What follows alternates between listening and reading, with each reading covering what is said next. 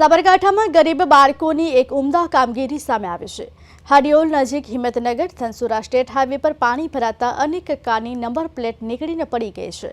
આ નંબર પ્લેટના બાળકો ભેગી કરી કારના માલિક સુધી પહોંચાડવાની કામગીરી કરી રહ્યા છે।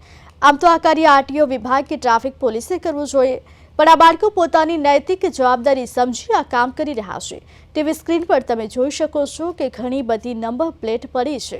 આટલી બધી નંબર પ્લેટની આરસી બુક પ્રમાણે તેના મૂળ માલિક સુધી પહોંચાડવાની જવાબદારી આ નાના બાળકોએ લીધી છે, જે ખરેખર પ્રશંસનીય કહી શકાય। કોઈ પણ જાતના સ્વાર્થ વિના આ બાળકો મદદ કરવાની ભાવના સાથે નૈતિક જવાબદારી નિભાવી રહ્યા છે, જેમાંથી આપણે પણ કંઈક શીખવું જોઈએ।